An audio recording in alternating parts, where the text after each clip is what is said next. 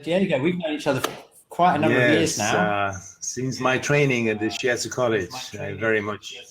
Yeah, we've got lots of connections with this. You actually studied at the Shiatsu College in London, didn't you? Yeah, it was amazing. Connection. And then, of course, you're involved with Pauline very closely, and you helped her produce her DVD. It was actually thanks to you and the people that had worked with Pauline that I met at the Shiatsu College in London. That I was interested in a few things that really called my attention. And then I said, "Oh, where's that coming from?" And you said, "Pauline." So I moved to New York and started training with her. And did you move to New York to study with her? Is that your reason you went No, there? I was in a different business and I wanted to quit what I was doing in order to do Shiatsu. And I said, I'm going to move to New York to do just the last year of my business and make some money, and then I'll just do Shiatsu. And I moved there, and it was amazing because as I moved there, I got chosen through over 6 million people to get a green card on a lottery. Yeah. Wow. The US government. That's fate. Yeah. So it was like all set up for me to be there, and so I started to train with Pauline closely. It was great to do that. It took me about 3 years to shoot the documentary that I'm trying to make available again now after her 10 years that she's passed away. And so it's been amazing. I'll continue with the story because now this is Pauline, our teacher. This is when we were shooting that documentary, and when I was there, she was already working in very far out aspects of the energetics of doing Shiatsu. And what she was working with, she was always trying to bring it back to the theory of Shiatsu, or Zen Shiatsu mostly, but she has studied with Kishi and other teachers that were more into the energetics. Now, when we were there, we met through another colleague, a shaman, a Russian shaman. His name is Gregory Entuhing, and I think I have a picture of him here. This is when we were shooting in Uruguay. She came over to my country. Oh yes, because you're in Uruguay. Yeah, it was amazing. You're in Uruguay. It was really nice.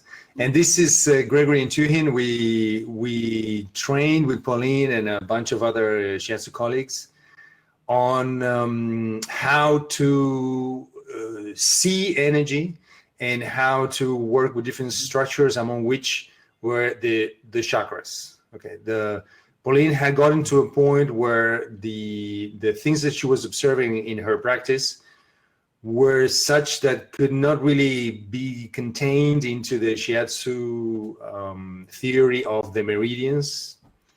And what we learned with Gregory was amazing because he had a very experiential way of feeling the chakras. So for her, the chakras were a very good way of explaining a lot of things that she was observing during the Shiatsu sessions. And from there, she took it on and made a beautiful work of integrating the chakra work and the meridian work. So I'd like to do a poll right now and see if somebody can help me there, or I can launch it maybe. Yeah, sure. I'll launch the poll. Which one Okay, do you want? I get it here. So first of all, if the people that are with us today are familiar with the chakras, I guess it's mostly Shiatsu practitioners that are listening. So 96% so far are familiar with the chakras. I have to say, like everybody else that works with energy, we all heard about the chakras, but the thing is, how do you work with them? How do you put them together in a coherent way so you can integrate whatever you do with the chakras in a shiatsu session. That's what Pauline was amazing about. So only 8% of people haven't or don't feel they're familiar with the chakras, but 92% are. Mm-hmm. Then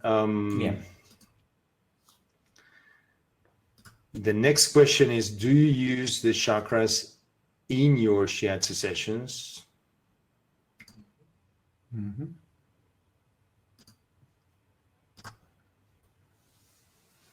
And there is up now. Yeah. So yes or no. Over half don't use them. Mm-hmm. So it's getting close to 50-50. So amazing that, you know, I'm surprised because most people that I know do not integrate them in the shiatsu sessions, but that's fantastic. You know, 60% do use them in the shiatsu sessions, and that's great.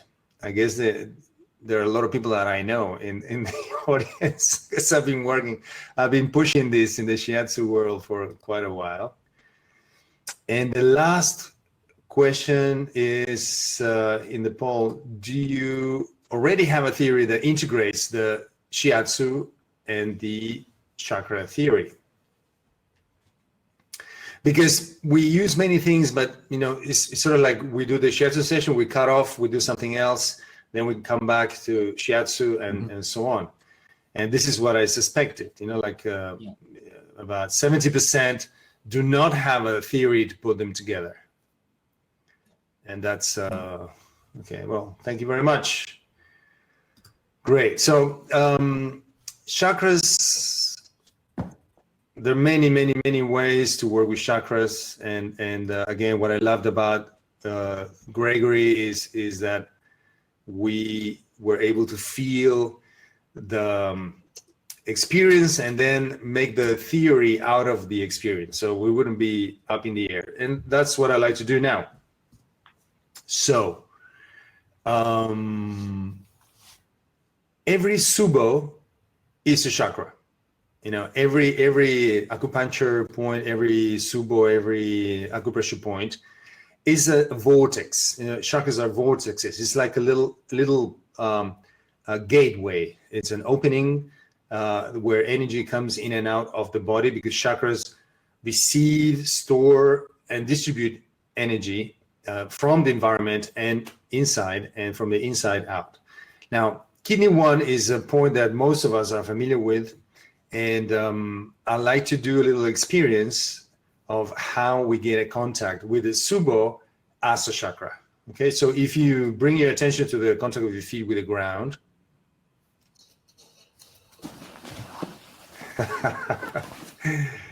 but you don't have to be standing, but it's a good way, because I always mention this, you know, why is kidney 1 called bubbling spring? As we all know, it has a very downward action in the body. It's like something, when we need to bring the energy down, we use kidney 1. But let's see now, you know, isn't that a contradiction with the name of bubbling spring? You know, bubbling spring doesn't sound like down. Bubbling spring sounds like up. So let's see what it entails. So let's bring our attention to the contact of the feet with the ground. Notice where you feel the contact. Is it in the ball of the foot? Is it in the heels?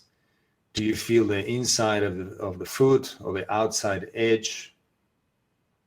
Are your toes touching the ground? Okay. Just so you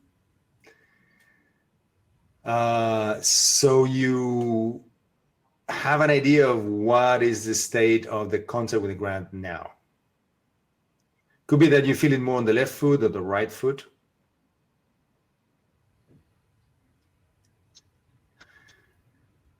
Inca says, does it work the other way around? No, it doesn't. I'll explain later what is the relationship to the meridians and chakras and subos. but every subo is a chakra. Okay, so let's bring our attention to kidney 1 and imagine that at kidney 1 you have the center of a sphere, and this sphere is rotating counterclockwise. Okay, so if you were looking at the floor and there was a clock on the floor, it would be moving in the opposite way that we usually do it.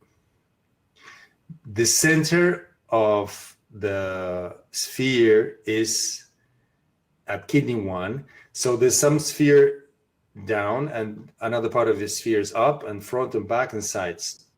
So it's rotating, but the center is at kidney 1.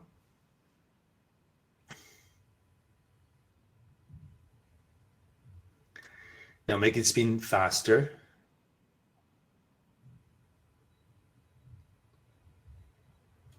By the way, there's no need to move. It's just a visualization.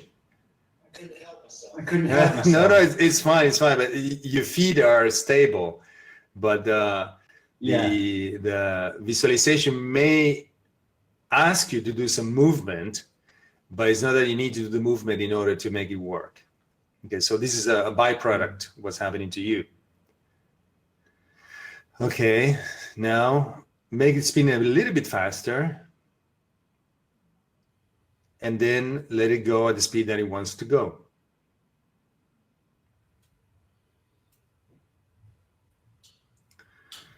Okay, and now just make a mental note of what sensations come up for you. And for example, you can check how is the contact of your feet with the ground and compare how it was at the beginning. Do you feel any changes in where are the points of contact? Do you feel any changes in temperature, for example? Are there any sensations that come up? Anything else that came up in your body, or thoughts or images or sensations as you rotated kidney 1? Let's give it another spin. Okay. Barbara says it's more stable. Yes, to me, this is one of the things that I do in order to ground myself. I felt the energy going down more. Okay, all right. Now let's do another exercise just to compare. In the center of the heel, we have another subo. It's usually related to the heart, but we're going to visualize another sphere in the center of the heel. When it says, do both feet go counterclockwise or just left foot, etc.? No. When we do this, we visualize both feet rotating in the same direction, okay, or parallel to the floor.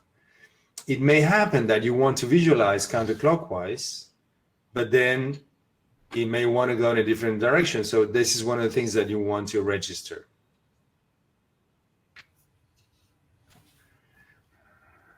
Part 2 of the exercise. Now we're going to visualize another sphere. The center of these other 2 spheres are in the center of the heel. Do you see the drawing here on the screen? Okay, and these 2 spheres that are centered in the center of the heel, we're going to make them spin clockwise. Okay, so if you're looking down, it's going to be in the direction of the hands of the clock.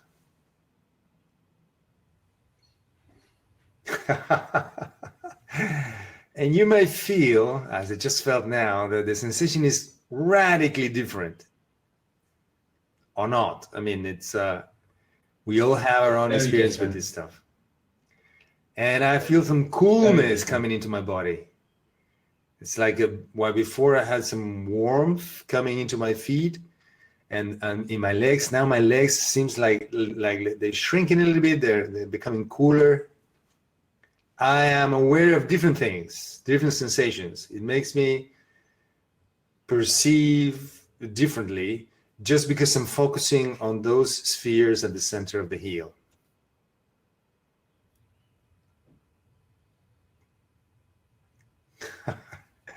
So Dale says, clockwise, rising energy, counterclockwise grounding. I felt it up my body. There you go. I felt it going up much more. The first one went down, and this one went up. Well, the thing is, here we get into the discussion of yin and yang, which Pauline didn't use anymore.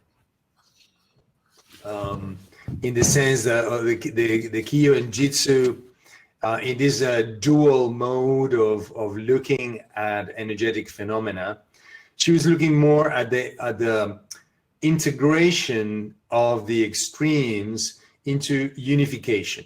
Okay, so instead of looking at things in terms of two, yin yang, Kyo Jitsu, up down, her view was more into integrating everything and looking at everything as one.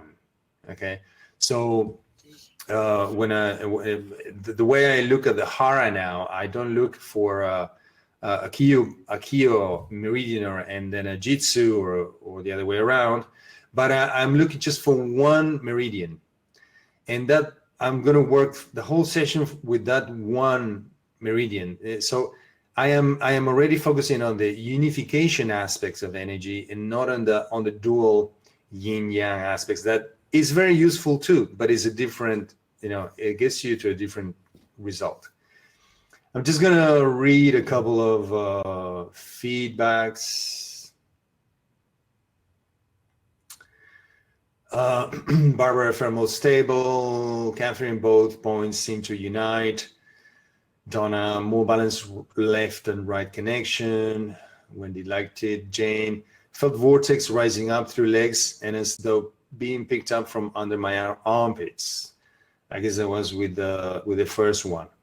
Doe, we're ready. Virginia, kidney 1 anti-clockwise, heart clockwise. Yeah, that's how it was. Linda, heart moving my body quite strongly. Jane, first spiraling in the pelvis.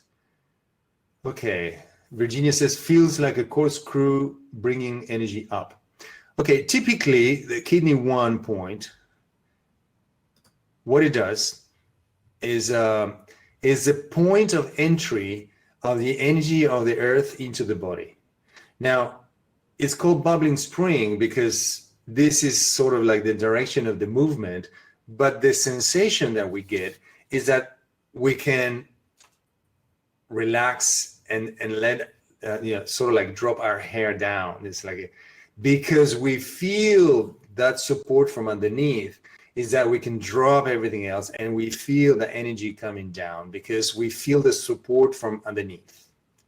Okay, so things like hemorrhoids, it's something that's dropping down. It should be up there, but it doesn't have enough support and it drops down. Well, kidney 1 is one of the places where we channel that energy that keeps everything up in their place. Is the energy of the earth, what we know the spleen does. Okay, and the stomach and spleen, one of the functions is keep things in their place. Okay, and Catherine says, well, with me it was the other way around. That's perfectly fine. I mean, it's the way you relate to these two exercises also speaks about what is your relationship to whatever the stream of energy comes from underneath and the stream that comes from above. Okay, you may prefer the one from above and that makes you expand more. You may prefer or need the one from underneath and that makes you expand more. Okay, so let me see. Just going through the heart. Change my center, says Snesana. Tracy. Okay. Well, all right. Good. Let's move on. Any feedback, any questions you have from the exercise? I just wanted to get people moving, focusing on their energy and having an experience. There's not a definitive correct or incorrect question here, as everything that is related to energy. So, this is how you build up your own structure, your own This is how you write your own book about how you relate to energy, and we all have a different way. We have these two main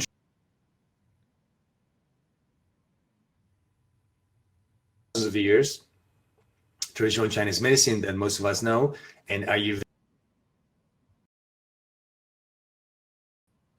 5,000 years, and they have a very accurate descriptions, and they have a lot of very good information about how to work with energy, because they're very helpful maps. Okay, but the map is not the territory.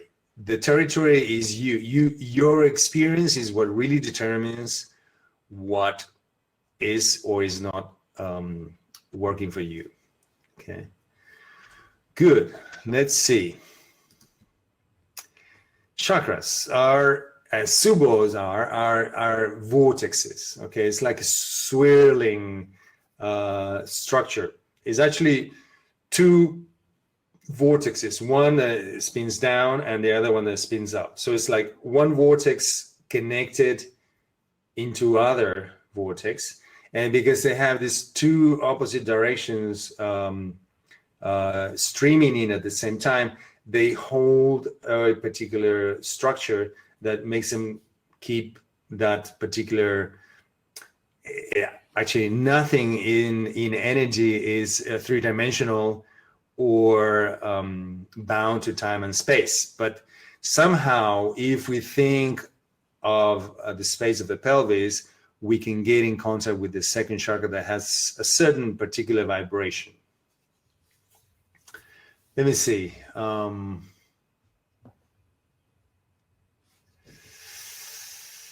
Okay. Arwen says, does someone know which subo is in the center of the heel? Because I'm not aware of it. It's the heart. It's a point of the heart, extended meridian. Nicola actually used that, Diego. Nicola used that when she was doing her qigong yesterday. She got us to balance between kidney one and the heel. Okay, great. Wonderful. Thank you for all the support I'm getting answering questions. Okay. Energy is movement, and this is what defined Pauline's yes and no's. Okay, the map is not the territory. Energy is not bound to space or time, so it only you can relate to energy as long as you're relating to the energy, to the movement of the energy. Okay, meridians, we have all experienced, they have a certain movement. Okay, when you touch here, there's some direction, there's something going on somewhere else that is related maybe to the lung functions, and you may see or perceive or sense some actions, some movement that happens even in the physiology of the lungs, and people might breathe in a different way when you press that point. So there's a physical movement, but there's another non-physical movement. Now, meridians have that movement, and the chakras also have the movement, and it's quite precise. It's quite defined if you can get in contact with that. For Pauline, the way to get in contact with the movement of the meridians is in the meridian function. In the function, there is an action, there's a movement, it's like a verb. It's something going on, okay? So elimination, there's a movement already in that function of the large intestine. And we're going to go into what were the keywords that she used in order to get in contact with the movement of each meridian. And then what we learned from Gregory, and she integrated into the theory of how to get together the chakras and the meridians. In order to get in contact with the movement of the meridians, there are two ways. One is what we just did. How does the spin of the chakra go? So it could be counterclockwise, it could be clockwise, it could be forward, it could be backwards, could vibrate, it could have many types of movement, and every kind of movement, every direction of the movement has a meaning. And that's how you put together diagnosis when you look at the chakras.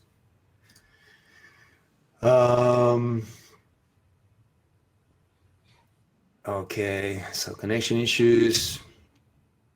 Again, connected with the meridians, we use the meridian keyword, and our level is, for example, elimination. Is it a mental level or emotional level or physical level? Great. This is the list that I took from Pauline. Okay, and this is something that you will get with the notes of the after the presentation is done. Long is, I mean, she kept it short, you know.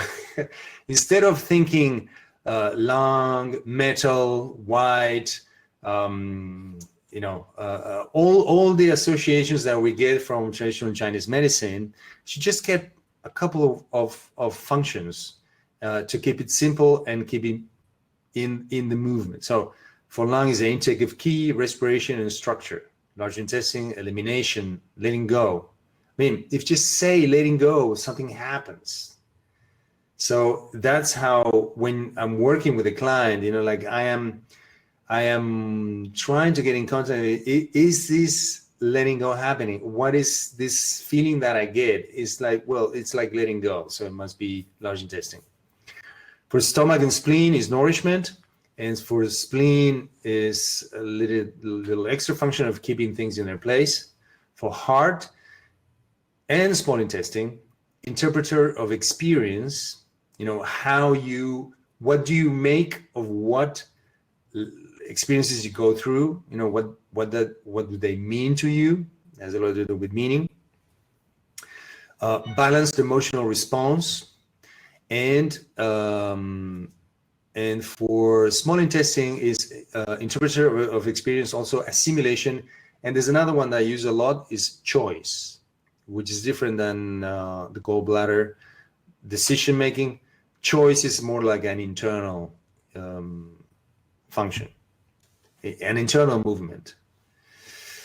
Bladder, impetus and purification, the same as for kidney. Heart protector, circulation, just circulation. For triple heater, protection. And for gallbladder, decision making, and liver, storage, detox, and planning. Okay.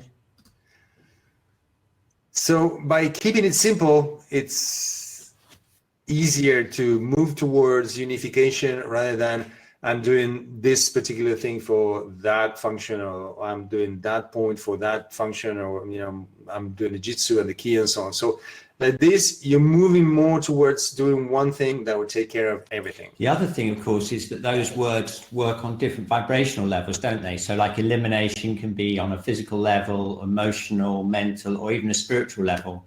I think that's another reason why they're so attractive. They're so, you know, they can work on different levels. Yeah, and all at the same time. Yeah, exactly. It integrates the levels together.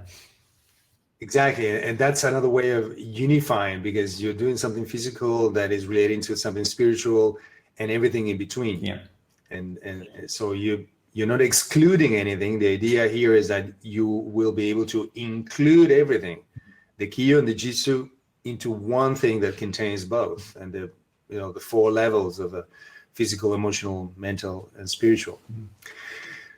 Great. So as I was saying before, the connecting with the chakras, you could do it through yoga poses, mudras, sounds, foods, flavors, you know, breathing exercises.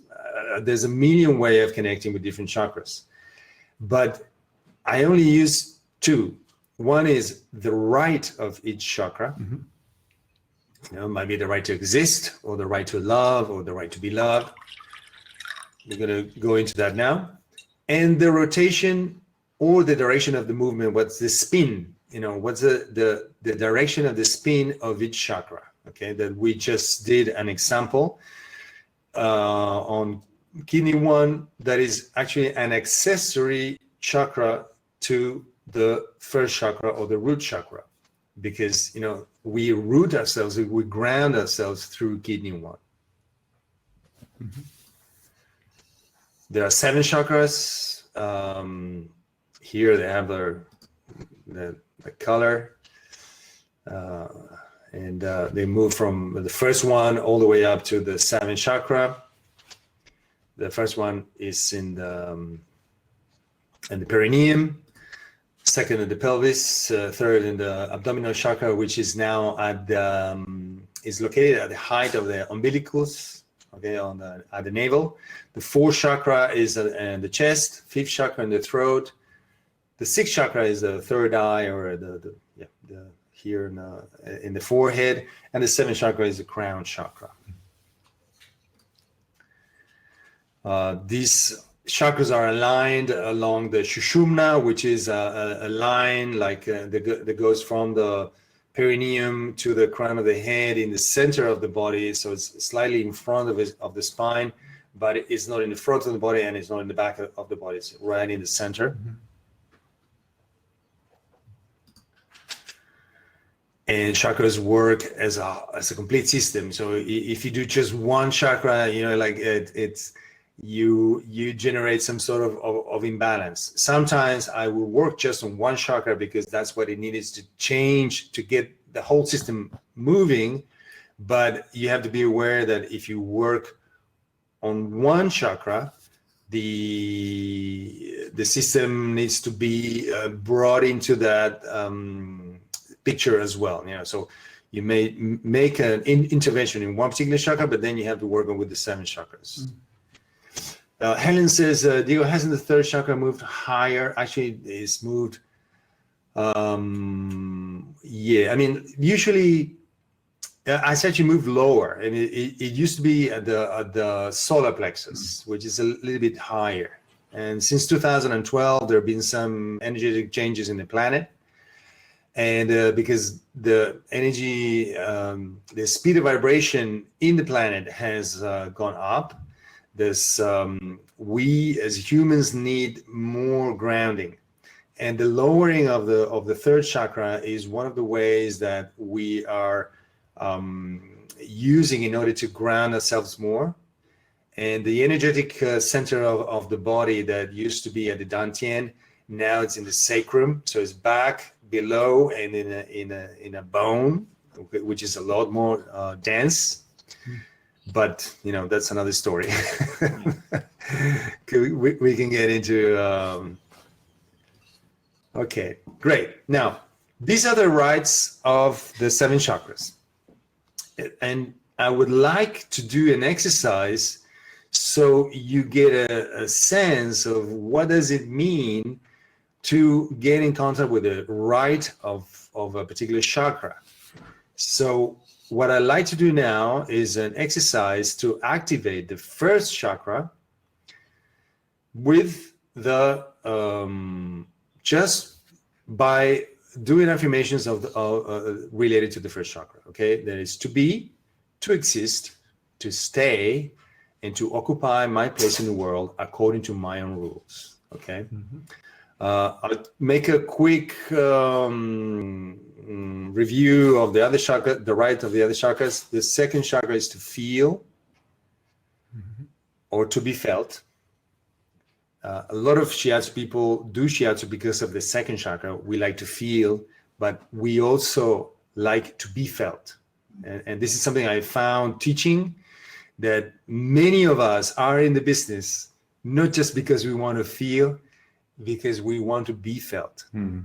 Isn't it amazing when you press a subo somewhere and then you get feedback from the other person that's like, oh, that's great, or this is made me connect with this and this and that. Mm-hmm. And that is confirmation that what we are doing is felt. Yes, true. And I would say that so many of us get such a kick out of that we continue to be doing shiatsu just to confirm that we are felt. Yeah. As much as we feel and everything else that we put in. The 3rd chakra is the right to do, the right to act, to get in motion, the right to make, and the right to receive. Okay, I didn't put here the right to have as well. The fourth chakra is the right to love and the right to be loved.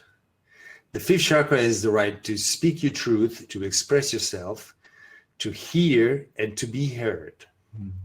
The sixth chakra is the right to see. No wonder it regulates the eyes and the third eye. And the seventh chakra is the right to know. All right. Both have the counterparts. The sixth chakra is the right to see and the right to be seen. Something that I work with. I work with sports team. I work with the national team of field hockey, and one of the things that we work with is to allow themselves to be seen. Because how can you do something wonderful in the field if you're worried that there's so many people looking at you that you might make a mistake? So allowing yourself to be seen and to show your stuff, and to be wonderful and brilliant, it's something that is many times overlooked, and it could be a hindrance in order for performance. Okay, just this drawing that maybe is not that clear, but the chakras, the relationship that there is between chakras and meridians is that chakras, as I said, there are two vortexes, one into another, and they're more central in the body. The meridians move on the periphery of the chakras, okay, and usually is what they make them spin. Okay, so this spin or rotation of the chakras is a function that the meridians do in their exchange of energy between them. Okay, so it's like this is what they make. Okay, all right, so let's do the exercise of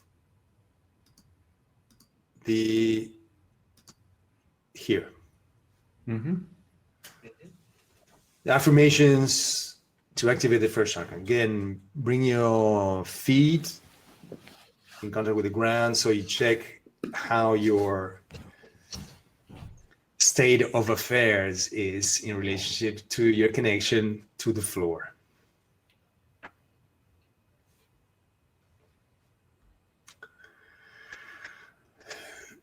Just notice if you have more of your right foot in contact with the floor, which foot feels more comfortable.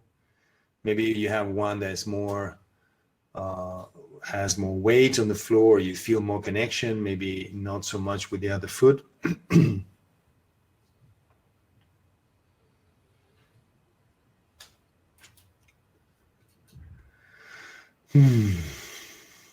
Okay. Now, let's say, just say for yourself, I exist. See what sensations come up, images or thoughts that come up for you when you say, I exist. And it might be like a pleasant sensation, or it might be an unpleasant sensation.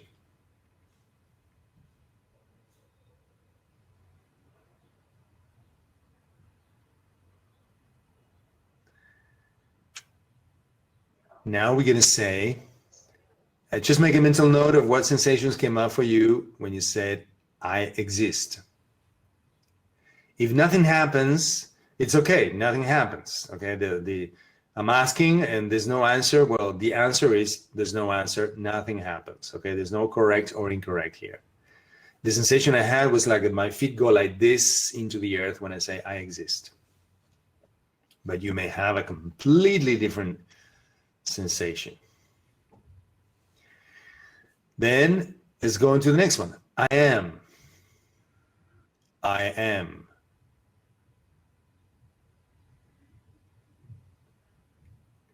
And see what comes up when you say I am.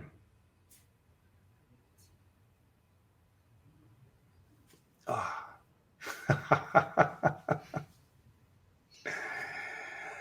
Gives me shivers, and it's like, wow, yeah, I am. Let's go on to the next one. I stay. I stay. Now, this one is usually a challenge for many people. I stay.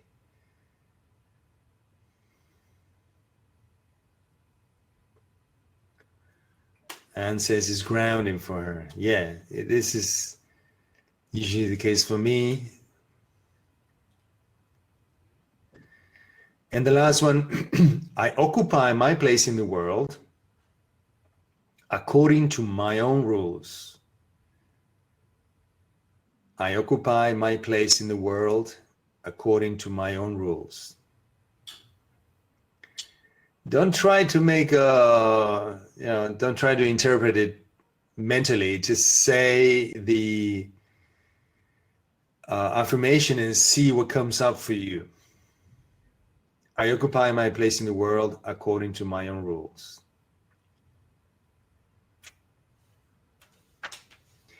Jill says, I stay brings out my warrior side. Yeah, actually, I stay and I defend my territory.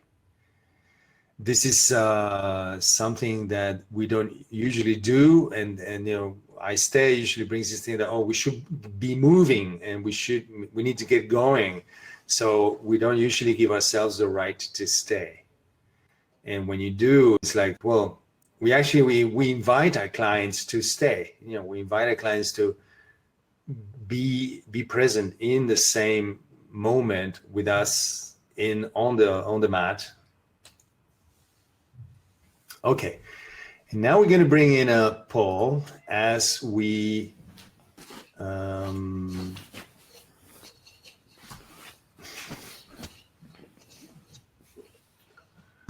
okay, I guess we don't have it. Oh no. Yeah, here it is. Which of the affirmations of the first chakra resonated more for you? I'd love to give everybody feedback on what you felt and what came up, but we're just gonna we're gonna make another little run. Oh, okay, let's just go for it. Yeah, the poll is up. I exist, I am, I stay, I occupy my place in the world. Which one resonated most for you?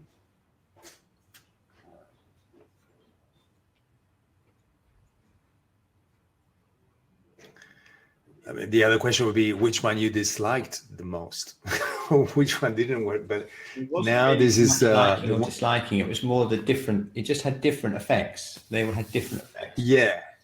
Yeah. But some of them make you feel stronger. Some more comfortable than others. You know, some have a bigger impact, and that's what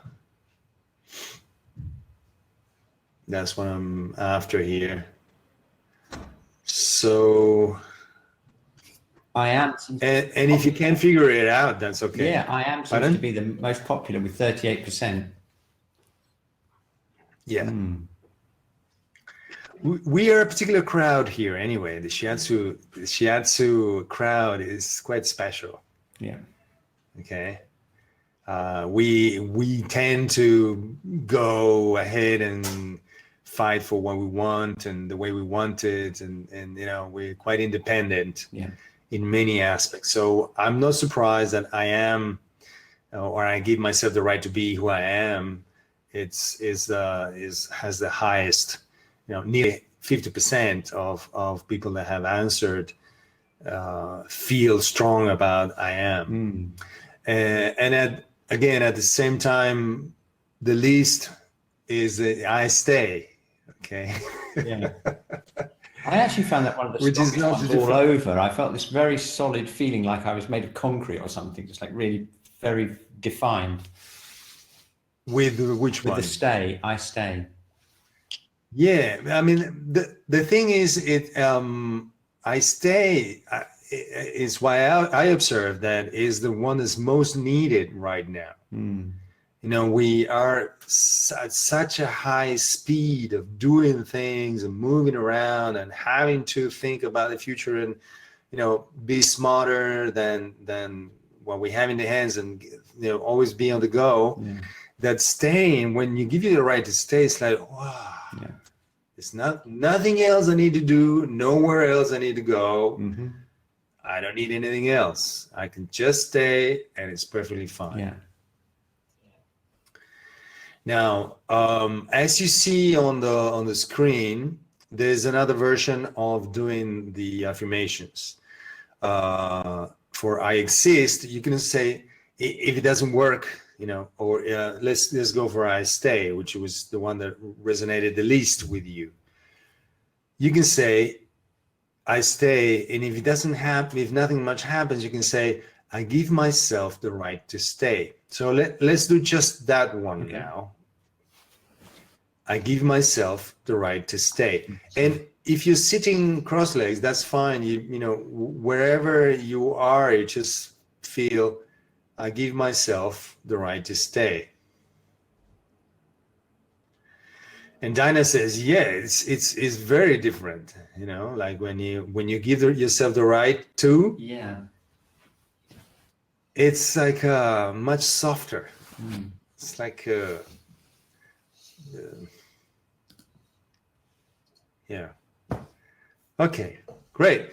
So there was a question there of what's the integration in the practice. You know, how do we put this together?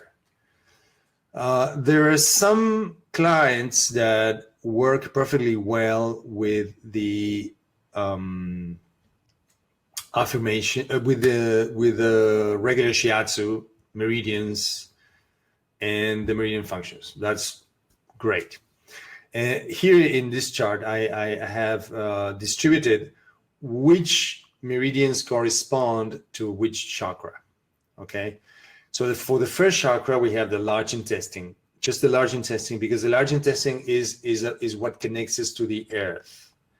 Okay, we mark our territory with feces, just like animals do.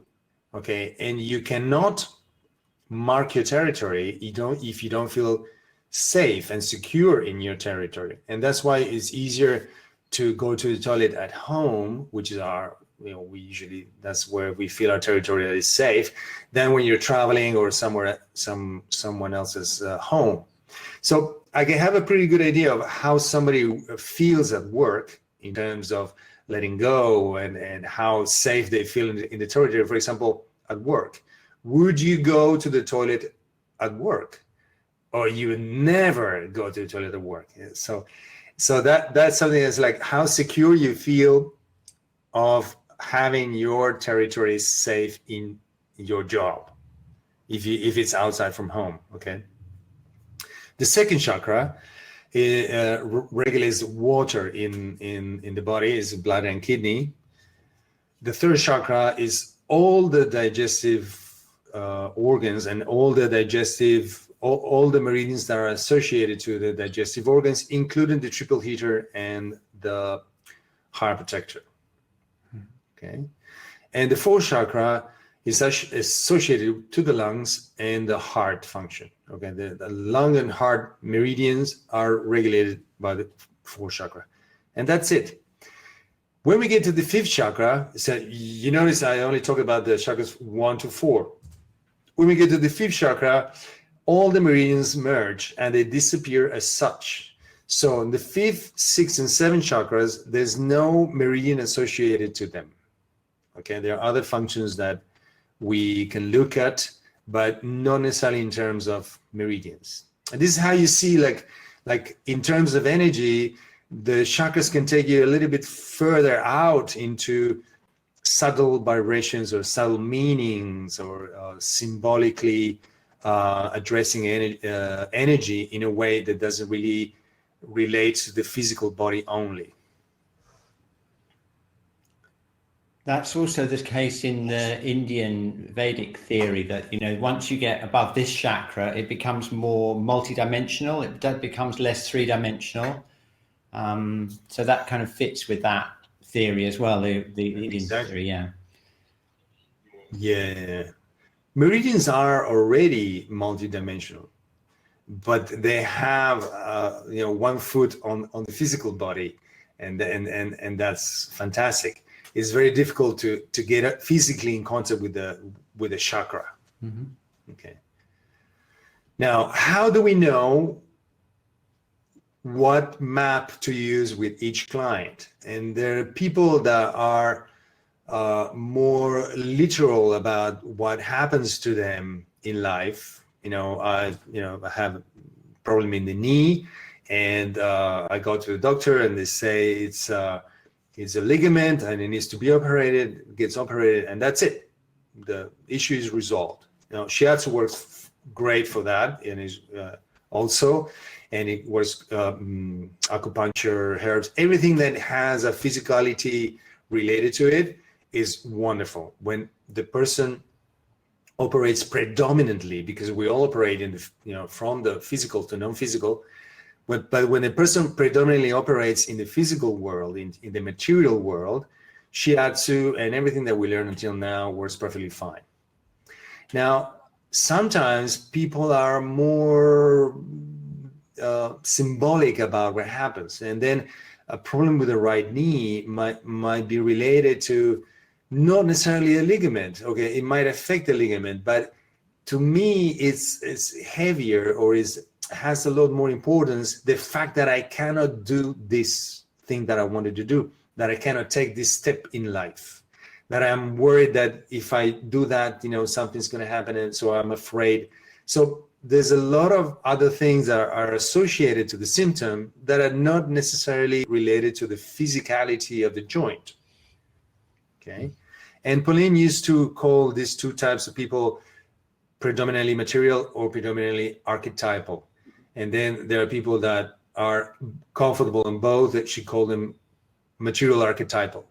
Okay, and then, as I explained before, for material people, the mindset, the intention that we have as we do the Shiatsu is with the meridian function, the keywords of elimination, letting go, and so on.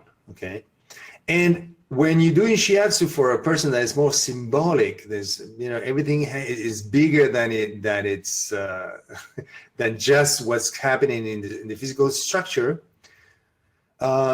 We do the same thing. Actually, when I do the same Shiatsu, I use the same subos, I do the hard diagnosis. It's the same treatment, exactly the same. But what changes is my mindset, because when I'm working in somebody like that, I'm focusing not in the meridian function, but I'm focusing on the corresponding right of the chakra that regulates that meridian that came up. Mm-hmm.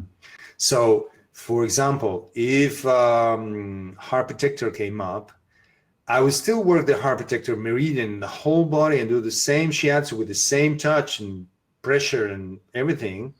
But I would be connecting to what's going on with the right to act, the right to do, the right to make, the right to receive, which is the corresponding chakra for the heart protector.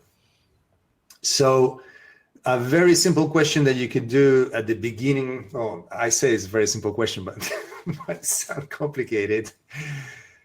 Before you start working with the client, before you do the heart diagnosis, you can ask to the energy field of the person, does this person operate predominantly at the material level? And you see what happens. You may feel it in your body, you may feel something happening, like a yes or no. You have to determine what is your yes and what is your no. Then you can ask, does this person operate predominantly at the archetypal level? Okay.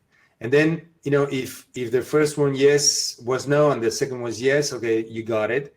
Or you may need to ask a third question, like, does this person operate predominantly at the material archetypal level? And then in either case, you will have a treatment strategy in order to do your Shiatsu session. So this is how she integrated these two apparently crazy worlds that had, because I tried so hard over the years, I read about the chakras and went into this book or that teacher, the other teacher. One would say the opposite of the last one. So it was very confusing. And I was so grateful when we met Gregory and she put all the information together. Great. Now, I think I'm done. Okay, great. We've got some questions. Do you want to look at them yourself, or shall I cue them up for you? Okay, let's go into the questions. How much time do we have? We have 5 minutes, 4 minutes. Okay, Susan, CV23, isn't that the throat chakra? I don't even remember where CV23 is. Well, it's the conception vessel. To be honest, all the chakras emanate out the front of the body through the conception vessel anyway. I mean, they're internal, but they kind of project out, don't they? The back, governing vessel, and but they're different from the meridians, from the organ meridians. You know what I mean? So. Yeah, I mean, everything is everywhere, as we say. You know, like every subo is a chakra, so that replies. But not every subo has the same quality of vibration. That's why we have some subos that we work for the large intestine, and some subos we work for the heart. Mm. Okay, so it's easier to access, but all subos, all meridians are the same. It's just the map help us to organize our mindset in order to have a different effect when we aim at a particular subo. Okay, and there are other subos that appear and disappear. Okay, if you have an emergency of any sort, you know, maybe you need to make up a new chakra somewhere, a new subo somewhere that will have a specific function, and when it's not needed anymore, it disappears. All the joints are subos. All the meridians disappear in the joints, and then they re-emerge on the other side. Pauline used to say that if you feel, for example, the stomach energy in a joint, is because there's something wrong with the whole system, because you shouldn't feel meridians in the joints. Okay, what about connection of 567 with Chiang Mai? Yeah, I mean, the extraordinary channels have a lot to do with the chakras as well, you know, and I'm just in the middle of a workshop, an online workshop on the Bao Mai, the heart uterus meridian, and we're working it through the meridian aspects of it and the chakra aspects of the heart and the uterus, you know, and how to connect both. Well, the Bao Mai is what connects the heart and the uterus, and is a specific dynamic that comes up in terms of chakras, and that, you know, it's a long answer for that, Elma. I'm going to have to sort of stop you in a second, because literally we've got the limit of our webinar actually ends on the hour, so I've got to have a little minute to finish up. Good. So you can send these questions to my Instagram, my Facebook, my email, and I'd be happy to continue the conversation. It's a big topic, but I'm happy we got to share this much. And we'll have a forum on the once we get the online resource up, we'll get a forum so you can continue connecting with everyone. Just want to say thank you so much, Diego. It's been absolutely great to have him. Thanks so much for the practical work. That was really good. It's a really good change of activity. My pleasure. We're nothing in this field if we don't practice what we preach. Absolutely, yeah, absolutely.